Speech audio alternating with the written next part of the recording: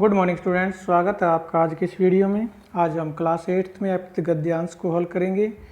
1 से 4 तक के अपृत गद्यांशों को हमने पिछले मंथ में हल कर लिया था, तो आइए आगे शुरू करते हैं।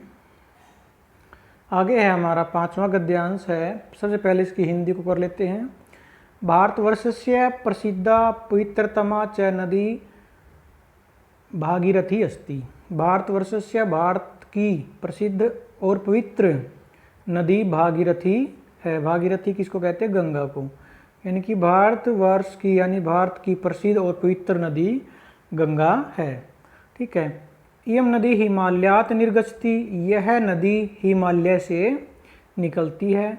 अस्याः जलम विशिष्टम मन्यते। इसका जल विशिष्ट यानी कि विशेष माना जाता है।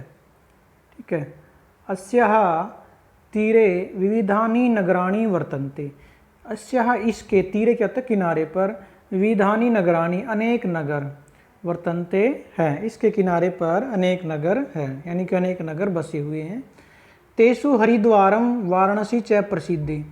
तेषु उनमें यानी कि जो इसके किनारे पर नगर बसे हुए हैं उन नगरों में हरिद्वार और वाराणसी प्रसिद्धस्तः प्रसिद्ध हैं। ठीक है। राज्ञ भगीरथस्य तपः प्रभावेण इयं नदी भूमिम आगता। राजा भगीरथ की तपस्या के प्रभाव से यह नदी धरती पर आई। ठीक है। पहले ये स्वर्ग में बहती थी, तो राजा भगीरथ ने तपस्या करके इसको धरती पर इसका आगमन किया था। तो राजा भगीरथ की तपस्या के प्रभाव से यह नदी भूमि पर आई, अतः ऐसा भागीरथी कथ्यते। इसलिए ऐसा यह भागीरथी कथ्यते, भागीरथी कही जाती है। तो जो गंगा का एक नाम है भागीरथी, वो क्यों है? क्योंकि राजा भगीरथ इसको तपस्या करके धरती पर लाए थे, इसलिए इस नदी को भागीरथी कहा जाता है, अर्थात भगीरथ के द्वारा लाई हुई। ठीक है। कृषकाः अस्याः जलेन क्षेत्रम सिंचन्ति। कृषकाः किसान अस्याः जलेन इसके पानी से क्षेत्रम खेतों की सिंचन्ति सिंचाई करते हैं।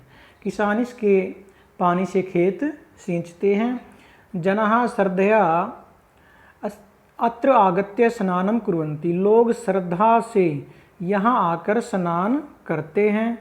येन तेषां पाप क्षय भवति। येन जिससे तेषां उनका पाप क्षय क्या होता है? पापों का नाश भवति होता है, जिससे उनके पापों का नाश होता है। ठीक है। तो ये था हमारा गद्यांश। अब इसके प्रश्नों को देख लेते हैं। सबसे पहले आपको उत्तर देने होते हैं एक पदेन, यानी कि वन वर्ड में आपको आंसर देने होते हैं। इनमें हमारा पहला प्रश्न है, भारतस्य प्रसिद्धतमा नदी का भारत की प्रसिद्ध नदी कौन है? तो कौन है? भागीरथी। ये आपका सही उत्तर हो जाएगा। अगला है, इयम नदी कुतः निर्गछति। यह नदी कहाँ से निकलती है? तो कहाँ से निकलती है? ये हिमालयात। ठीक है। यह नदी कहाँ से निकलती है? हिमालयात, हिमालय से। आगे पूर्ण वाक्येन उत्तर। पूर्ण वाक्य में उत्तर दीजिए। अस्या जलेन क्षेत्रम के सिंचन्ति। इसके पानी से खेतों को कौन सींचते हैं? इसके पानी से खेतों को कौन सींचते हैं? तो कौन सींचते हैं? किसान। तो के की जगह पर आपने सिर्फ क्या लिखना है? कृषकाः। बाकी सारा आपका क्या लिखा जाएगा? प्रश्न लिखा जाएगा। ठीक है। तो इसका उत्तर आपका हो जाएगा अस्याः जलेन कृषकाः क्षेत्रम या क्षेत्रम कृषकाः सिंचन्ति। ठीक है। और गद्यांश में भी इसका जो है सेम दिया गया यहाँ पर। ठीक है। ये भी लिख सकते हैं हम सेम, कृषकाः अस्या जलेन क्षेत्रम सिंचन्ति। कृषका को यहाँ लिख लो, यहाँ लिख लो, उससे कोई फर्क नहीं पड़ेगा। ठीक है। उसके बाद है हमारा अगला प्रश्न है भाषिक कार्यम, अर्थात हमारा व्याकरण संबंधित कार्य है। पहला प्रश्न इसमें, ऐसा भागीरथी कथ्यते अत्र ऐसा इति सर्वनाम कस्मै प्रयुक्तम। इसको भागीरथी कहते हैं। यहाँ पर इस वाक्य में जो ऐसा सर्वनाम पद है वो किसके लिए प्रयोग किया गया है?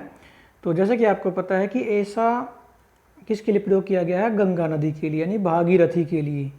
तो आपका सही उत्तर हो जाएगा भागीरथी, क्योंकि भागीरथी किसको कहा जाता है? गंगा को। ठीक है। तो भागीरथी के लिए ऐसा शब्द का प्रयोग किया गया है। आगे है दूसरा, आगत्य इति पदे प्रत्यय अस्ति। आगत्य इस पद में कौन सा प्रत्यय है?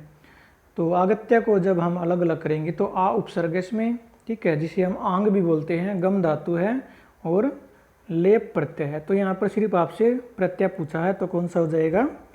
लेप प्रत्यय, ठीक है। तो लेप पे आपने टिक मार्क लगा देना है। कहाँ पर है? ये वाला थर्ड। आगे जलेन इति पदे का विभक्ति। जलेन में कौन सी विभक्ति है? तो जलेन में आपकी कौन सी बनती है? तृतीय बनती है। जलम जले जलानी, जलम जले जलानी, जलेन जलेन जलाभ्याम जलई, ठीक है।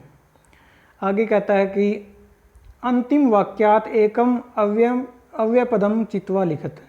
तो कहता है कि अंतिम जो वाक्य है आपका गद्यांश का, उसमें से एक अव्यय पद चुनकर लिखिए। तो अंतिम वाक्य क्या है आपका? श्रद्धया अत्र जनः श्रद्धया अत्र आगत्य, जनः श्रद्धया अत्र आगत्य स्नानं कुर्वन्ति येन तेषां पापक्षय भवति। तो यहाँ पर जो अव्यय है वो है आपका अत्र, ठीक है।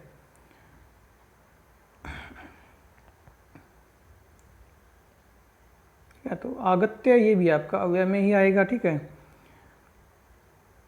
बाकी आपका कोई इस तरह का जो मेन अव्यय है इसका, ये यहाँ पर क्या है? अत्र ही है, ठीक है। अव्यय कौन से होते हैं? जिन शब्दों के लिंग विभक्ति व वचन चेंज नहीं होते, वो क्या होते हैं? हमारे अव्यय होते हैं। तो इसका सही उत्तर आपका हो जाएगा अत्र, ठीक है। उसके बाद हमारा अगला पैराग्राफ है गद्यांश। अस्मिन् संसारे कोऽपि चरः अचरो वा संगतिं विना जीवनं व्यापयितुं न प्रभवति। अस्मिन् संसारे, इस संसार में, कोऽपि कोई भी, चर है अचर। चर क्या होता है? हमारा सजीव, जो हमारी सजीव वस्तु होती हैं, लिविंग थिंग्स, और अचर निर्जीव, जिसे हम नॉन लिविंग थिंग्स बोलते हैं। इस संसार में कोई भी सजीव या निर्जीव है जो वो संगति के बिना जीवन बिताने में समर्थ नहीं है, यानी कि संगति के बिना, किसी कंपनी के बिना वो जीवन व्यतीत नहीं कर सकता, ठीक है। संगति द्विविधा भवति। संगति दो प्रकार की होती है। कौन कौन सी? सज्जना नाम संगतिम सत्संगति, और दुर्जन नाम संगति कुसंगति भवति। जो सज्जनों की संगति, अच्छे लोगों की संगति, उसे सत्संगति कहते हैं, और दुष्ट लोगों की संगति को कुसंगति कहते हैं। तो दुष्टों की संगति कुसंगति भक्ति मतलब होती है। सत्ताम संगति सत्संगति कथ्यते। सज्जनों की संगति को सत्संगति कहा जाता है। संगस्य महान प्रभावो भवति। संगति का महान प्रभाव होता है, ठीक है। कीटोपि सुमने संगात। कीटोपि, कीट क्या होता है? कोई कीड़ा है जैसे, ठीक है। कीट मतलब कोई कीट पतंग कीड़ा है, वो भी कहते हैं सुमन संगात। सुमन क्या होता है? फूल। फूल की संगात, संगति से या फूल के साथ भगवते शिवस्य शीर्षि आरोहति। भगवान शिव के सर पर चढ़ जाता है, यानी कि चढ़ता है। जैसे हम भगवान को फूल अर्पित करते हैं, भगवान के ऊपर फूल चढ़ाते हैं, तो अगर फूल में कोई कीड़ा है, फूल के अंदर कोई कीड़ा या पतंग है, ठीक है, कोई कीट है छोटा सा, तो वो भी क्या होगा? फूल के साथ भगवान के चरणों में क्या है? अर्पित किया जाएगा। तो उसका किसका प्रभाव से ऐसा होता है? संगति की। क्योंकि कीट ने, यानी कीड़े ने किसकी संगति की? फूल की। फूल एक अच्छा पदार्थ है, तो फूल की अच्छे, जैसा कि बताया गया कि अच्छे लोगों की संगति से जो है वो नीच लोग भी तर जाते हैं, आप जैसा कि कहा जाता है। तो फूल की संगति से जो कीट है, जो कीड़ा है, वो भी क्या है? भगवान के सर पर चढ़ जाता है, ठीक है। आगे कहता है बालकई सूत्राम विमृश्य। बालकई बच्चों को सूत्राम अच्छी प्रकार से, विमृश्य सोच समझकर या विचार करके, सत्ताम संगति करनिया सज्जनों की संगति करनी चाहिए। कि बालकों को अच्छी प्रकार विचार करके सज्जनों की संगति करनी चाहिए, ठीक है। तो सबसे पहले आपका प्रश्न है एक पदेन में, अस्मिन् संसारे जनः काम विना जीवनम व्यापयितुं न प्रभवति। इस संसार में व्यक्ति किसके बिना जीवन बिताने में समर्थ नहीं होता। तो किसके बिना नहीं होता? संगति के बिना, ठीक है। तो आपका उत्तर हो जाएगा संगति। कस्य महान प्रभाव भवति। किसका महान प्रभाव होता है? किसका? संगत, संगस्य, ठीक है, संगति का महान प्रभाव होता है।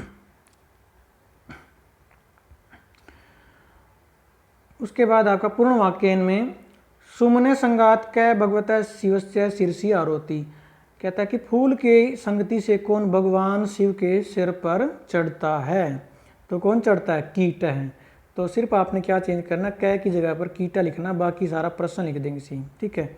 तो आपको उत्तर हो जाएगा सुमने संगात कीट है, सुमने संगात कीट है भगवत शिवस्य शीर्षि आरोती, ठीक है। या फिर आप पैराग्राफ से लिख सकते हैं जो वाक्य से संबंधित दिया गया है, ठीक है। यहाँ पर भी दिया गया है कीटोपी, लेकिन आप प्रश्न से ही बनाओगे तो ज़्यादा बेस्ट रहेगा। कीट अपि सुमन संगात भगवत शिवस्य शीर्षि आरोती, यहाँ तक आप लिख सकते हैं।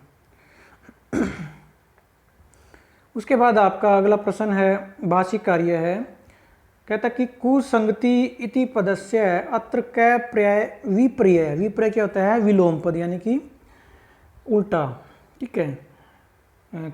कुसंगति इस पद का विपर्य यहाँ पर क्या प्रयुक्त किया गया है? विपर्य मतलब विलोम शब्द, यहाँ पर क्या प्रयोग किया गया है? तो कुसंगति के लिए यहाँ पर क्या, कुसंगति का विपरीत, विपरीत क्या हो जाएगा? सत्संगति, ठीक है। कुसंगति का विपरीत सत्संगति। अस्मिन् संसारे अन्योः पदयोः किम विशेषण पदम, अस्मिन और संसार, ये आपको दो पद दिए गए हैं, अस्मिन इसमें, संसारे संसार में, इन दोनों में से आपको बताना है कि विशेषण कौन सा है। तो यहाँ पर इसमें, इसकी इसमें, और दूसरे की संसारे, संसार में। तो इस जो है किसका विशेषण है? संसार का। तो यहाँ पर विशेषण क्या हो जाएगा? इसमें। तो क्या हो जाएगा? अस्मिन आपका उत्तर हो जाएगा, ठीक है। अस्मिन क्या है? विशेषण है, और संसारे क्या है? विशेष्य है। तो विशेष्य पूछेंगे तो संसार लिखना है, और विशेषण पूछे तो अस्मिन लिखना है, ठीक है। तो ये आपने ध्यान भी रखना, पेपर में हम जैसे यहाँ पर विशेषण दिया गया है तो हम विशेष्य ही पूछ सकते हैं आपको चेंज करके थोड़ा, ठीक है। तो आप बुक का ना रटे, प्रश्न को समझे, वहाँ पर क्या पूछा गया है, ठीक है। शीर्षि इति पदे का विभक्ति, शीर्षि में विभक्ति पूछिए कौन सी है। तो शीर्षि का अर्थ क्या होता है? शीर्षि का अर्थ होता है सिर पर, सिर पर। तो में और पर किसके निशान होते हैं? अधिकरण के, ठीक है। किसके निशान होते हैं? अधिकरण के, और अधिकरण में कौन सी विभक्ति होती है? सप्तमी। तो इसका उत्तर क्या हो जाएगा आपका? सप्तमी, ठीक है। आगे है जायते इति क्रियापदे का धातु। तो जायते क्रियापद में कौन सी धातु होती है? जन धातु होती है। कौन सी होती है? जन धातु, ठीक है। तो ये थे आपके 3 प्रश्न। अगर आपसे इसमें शीर्षक पूछा जाए तो शीर्षक क्या हो जाएगा आपका? सत्संगति, ठीक है, या संगस्य महत्वम सत्संगति, ठीक है। उसके बाद आपका अगला है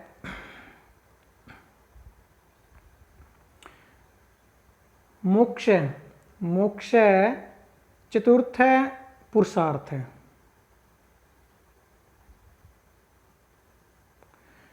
मोक्ष जो होता है वो चौथा पुरुषार्थ होता है, ठीक है। मोक्ष को चौथा पुरुषार्थ कहा गया है। सामान्यतः मनुष्य धर्म अर्थ का, सामान्यतः जो मनुष्य है वो धर्म अर्थ और काम 3 पुरुषार्थान सम्यक रूपेण अनुभूय मोक्षस्य अधिकारी भवति।